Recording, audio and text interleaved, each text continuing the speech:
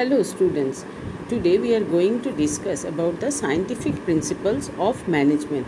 First, you should know what do we mean by principles of management. Principle means it is a fundamental truth that provides a guide to thought and action. Now, what is management principle? Management principles provide guidelines for managerial decision making and action.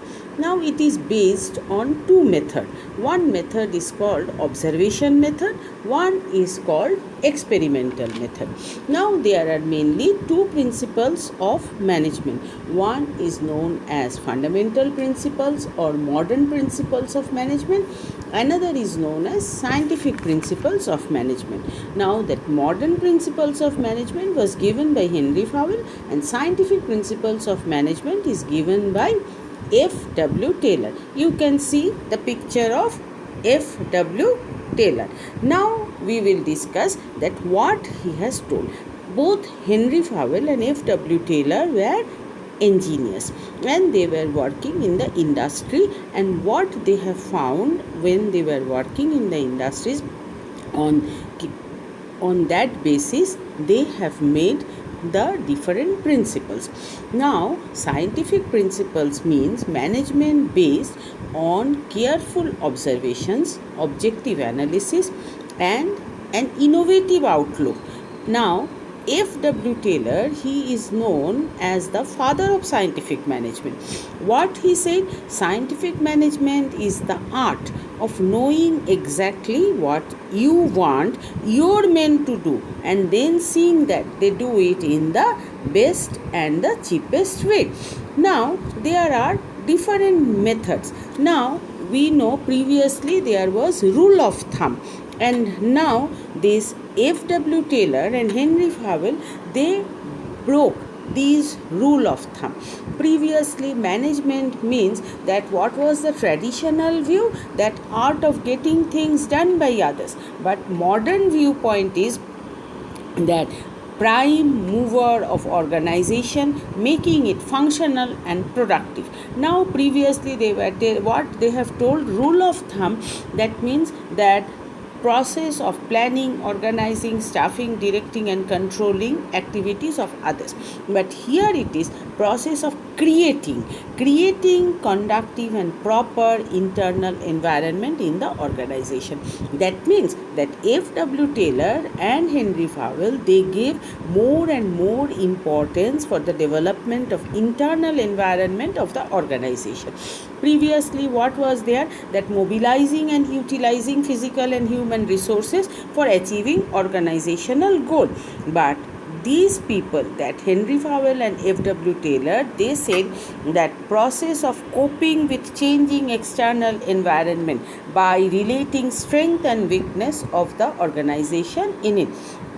Now you can see that scientific principles of management, it is based on observation, repeated observation and analysis, and then they came to the conclusion. So there are different methods of finding out the scientific principles of management. So first it is scientific study and planning of work. The manager, they should adopt scientific attitude and they use scientific method for solving the problem. But whose problem? That is the worker's problem. It requires scientific study and analysis of each element of a job for finding a solution. That means rule of thumb, what it was, that old method was doing an intuitive decision should be substituted by decision based on facts, but now it has been changed. Now next it is harmony in group action. There should be a cooperation, there should be complete harmony and peace in the functioning of all workers and the department. So because this F.W. Taylor and Henry Fowell, they were working in the industry, so they came to the conclusion that management should find out the problem of the worker, and if the management solves the problem, then only there will be harmony. So dissatisfaction of any worker is to be avoided. So any kind of disagreement should not be allowed to crop in and should be solved. Next, it is scientific selection, training and development of employees. What employees should be selected and trained in accordance with the requirement of the job.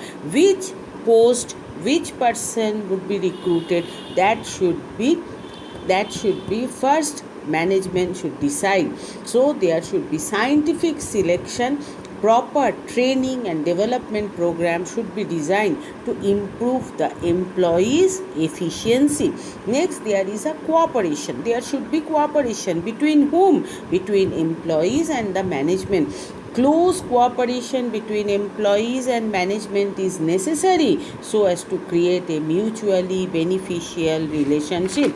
Now, another important point is there, that is called division of work. Both of them, Henry Fowell as well as F.W. Taylor, they gave more and more importance to the division of work. Division of work means it is that which people are specialized in which field, that work would be given. So maximum output is achieved through division of work, that is specialization. Management should fix the responsibility for planning and supervision of the work. Next, it is that standardization of tools and equipment. Standardization also played an important role. What standardization is made in respect of tools, equipment, working hour, working condition. Why? For improving the efficiency of the employees. And last but not the least, most important point of scientific principle is mental revolution. Mental revolution means previously there was always a conflict between the management and the worker, but now what they said, F.W. Taylor, he gave importance to the mental revolution, means that change in thinking both on the part of the management and the employees. Employees should not think that they are exploited, and management should not think that employees are not working properly. So mental revolution of both employees and the management is desired to get maximum benefit of scientific management. So here, that in this slide I have shown you that scientific study, that means it includes scientific knowledge, method, inquiry, hypothesis, result, everything. So whenever a principle is derived, that means after lot of observation, experiment, inquiry, analysis, then only a new principle has been achieved. Now you can see in this picture that Pope delivered certain lectures, and you can see all the people, they are hearing what Pope is delivering to them. And what happened, that means that people, they are very attentive and there was no conflict. They will listen, they will listen what Pope said, and that will come into action. Now there are different techniques of scientific management, that is work study, method study, motion study, time study, fatigue study, scientific task planning, standardization of work, differential piece weight, and functional foremanship. Now work study is at the top. Work study means that task. What task is given? Work study means it is the systematic study of all the tasks involving the operational efficiency of any specific activity. Now see, after work study, this method study and that motion study, that time study, all are connected.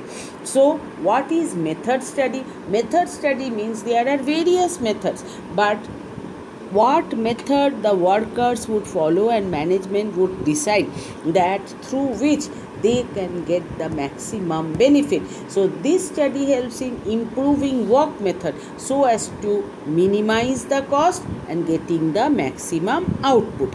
Now what is time study? Time study means that it is a study of time taken by the workers to perform each particular industrial operation. Now that means that particular job should be performed within a particular time. That means time should not be wasted. Now you can see work measurement, that is time study and motion study. Ultimate output should be, that means maximum output. That is the ultimate goal, how the organization can achieve maximum output at a minimum cost and within a specific time period. Now see, previously nobody gave importance to the fatigue study and motion study. Motion study is a study of the movement of what? Movement of men, material and machine in the production process. Now this study helps that useless movement should not be there, so it takes less time to complete the job efficiency. Now fatigue study. What is fatigue study? That means that workers, they are working in the industry. Fatigue study is the study of the amount of rest needed by the workers in completing a task. Whenever a worker is working, he is mentally and physically tired, and if he keeps on working without any interruption, then what happened for a long time, then ultimately he cannot perform his work properly. So fatigue study ensures that the performance of the standard task by the workers should not lead to physical or mental exhaustion. So whenever the workers, they need rest should be given to the workers. So F.W. Taylor, because he was working with the workers, he understood the problem of the workers, as well as he has recommended to the management, recommended what? That workers should get holiday or leave. Next, it is scientific task of planning. Scientific task of planning calls for decision as regards what work to be done, when it is to be done, how it is to be done, and where it is to be done. Next, it is standardization of work. Standardization means that there should be a standard. So the management should fix a standard, and that is called the setting of standard for every business activity. Standardization of production method, equipment, tool, working condition, performance of the worker, all are necessary to get the maximum output. Next, it is differential piece wage system. Now already in costing also you have learned that piece wage, time wage. What is piece wage? Taylor, he was very much interested about the differential piece wage system. What he said, that to attract efficient worker, this differential piece wage system is required. That means there are two type of piece wage system. It depends upon the efficiency of the worker, as well as it depends on the other, that is higher rate of efficient worker. Now see, Taylor wanted to reward efficient worker. As a result, what happened? That efficient worker can earn higher wages and inefficient workers will get lower wage rate. Now after that, last is that functional foremanship. This is a form of organization which involves supervision of workers by several specialist foremen. Taylor, what he said, that one foreman or one single person is not competent enough to supervise all the functional matters in the organization. So he gave importance to the purpose of functional foremanship. That means why? To improve the quality of supervision by employing special